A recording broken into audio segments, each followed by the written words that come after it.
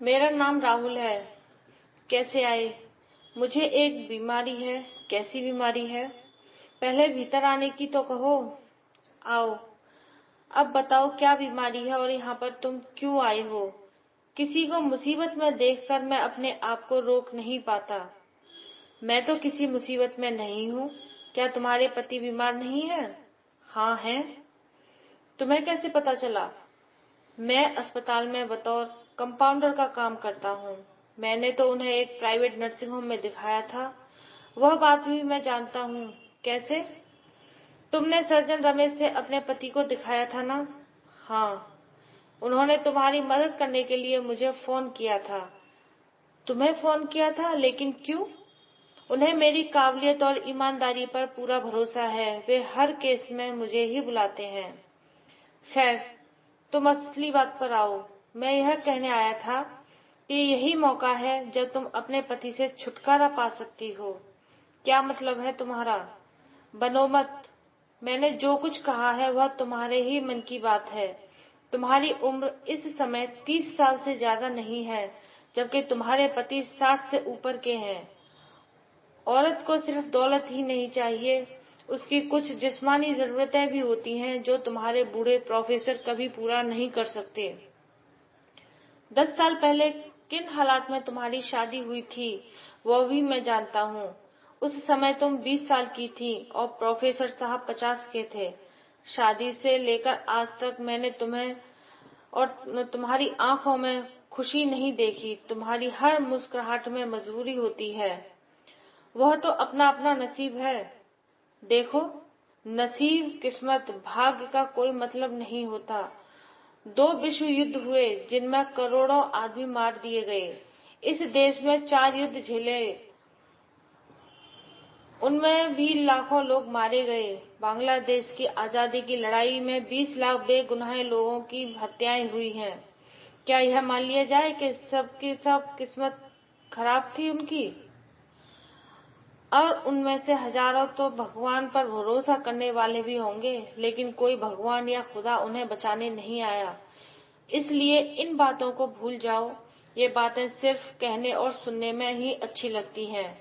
मैं सिर्फ 25,000 रुपए लूंगा और बड़ी सफाई से तुम्हारे बूढ़े पति को रास्ते से हटा दूंगा। राहुल की बातें सुनकर रानी की चीख निकल गई। चले जाओ यहाँ से। दोबारा अपना मुंह मत दिखाना। तुमने यह कैसे सोच लिया कि मैं इतनी नीचता पर उतर आऊंगी और अपनी पति की हत्या कर दूंगी? अभी तो जाता हूँ, लेकिन 2 दिन के बाद फिर आऊंगा। शायद तब तक मेरी बात तुम्हारी समझ में आ जाए। इतना कहकर राहुल लौट गया। रानी अपने बेडरूम में जाकर फौक फौक कर रोने लगी। राहुल ने जो कुछ कहा था वह बिल्कुल सही था।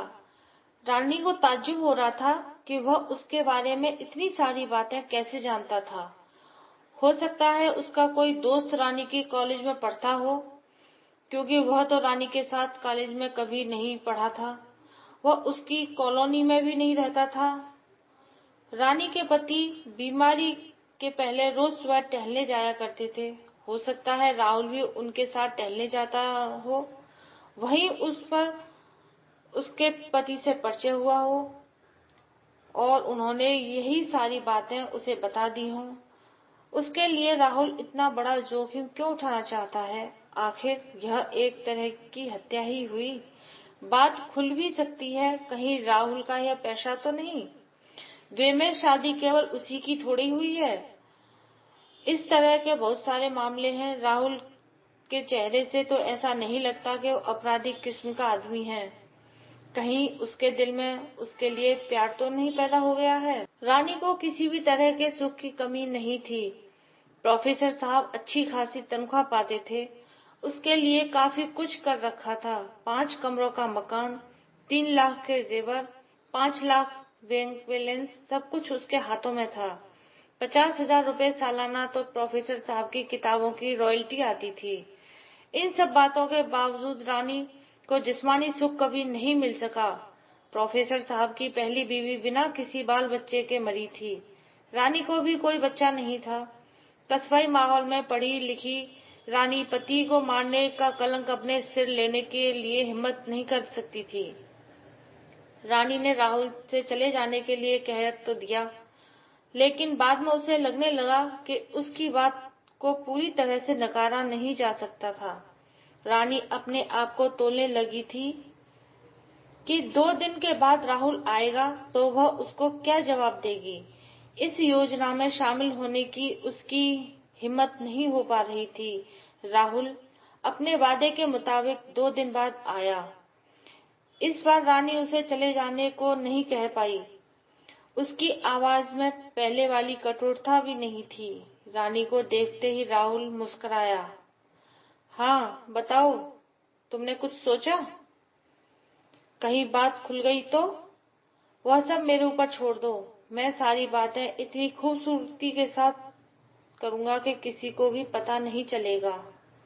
हाँ, इस काम के लिए 10,000 रुपये बतौर पेशगी देनी होगी।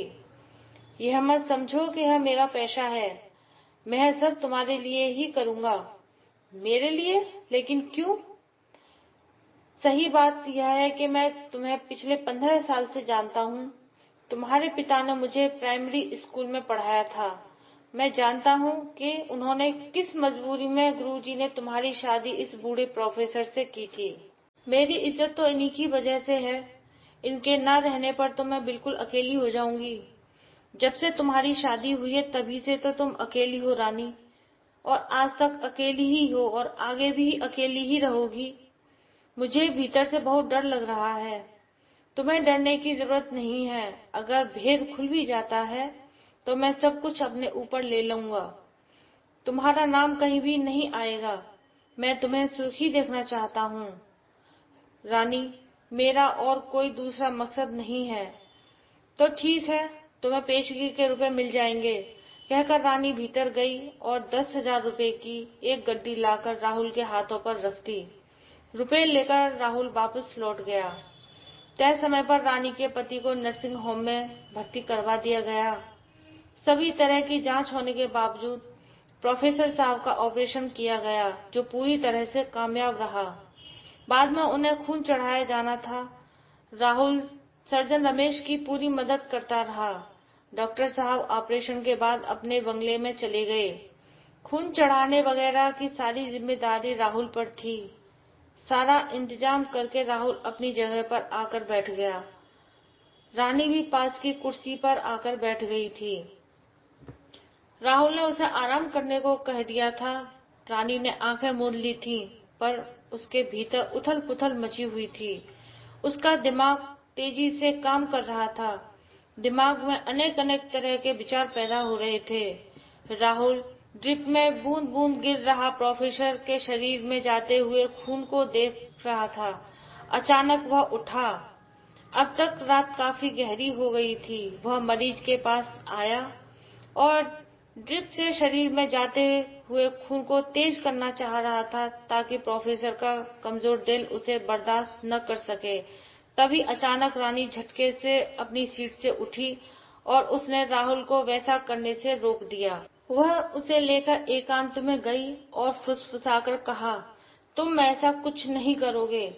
रुपए भले ही अपने पास रख लो, मैं अपने पति को मौत के पहले मरते नहीं देख सकती। जैसे इतने साल उनके साथ गुजारे हैं, बाकी समय भी गुजर जाएगा। राहुल ने उसकी आंखों में झांका। थोड़ी देर तक वह चुप रहा, फिर बोला, तुम बड़ी कमजोर हो रानी। तुम जैसी महिलाओं की यही कमजोरी है। जिंदगी भर घुट घुट कर मरती रहेंगी, पर उससे उबरने का कोई उपाय नहीं करेंगी। खैर, जैसी तुम्हारी मर्जी। इतना कहकर राहुल ने पेशगी के रुपए उसे वापस कर दिए। इसके बाद वह आगे कहने लगा, जिस बात को मैंने इतने सालों से छिपा रखा था, आज उसे साफ साफ कह रहा हूँ।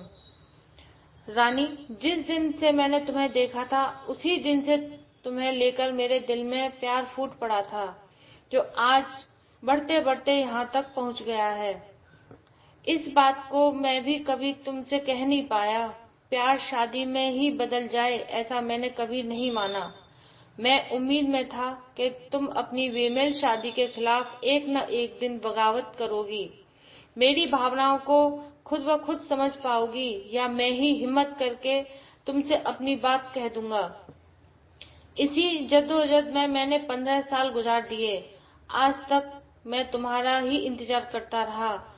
जब बर्दाश्त की हद हो गई, तब मौका पाकर तुम्हारे पति को खत्म करने की योजना बना डाली। रुपए की बात मैंने बीच में इसलिए रखी थी कि तुम मेरी भावनाओं को समझ न सको। तुमने इस घिनौने काम में मेरी मदद न कर मुझे एक अपराध से बचा लिया। वैसे मैं तुम्हारे लिए जेल भी जाने को तैयार था, फांसी का फंदा भी चूमने को तैयार था। मैं तुम्हें तिल तिल मरते हुए नहीं देख सकता था रानी, इसलिए मैंने इतना बड़ा कदम उठाने का फैसला लिया था। अपनी बात कहकर राहुल ने चुप्पी साध ली और रानी उसे एकटक देखती रह गई कि ये क्या कह रहा है।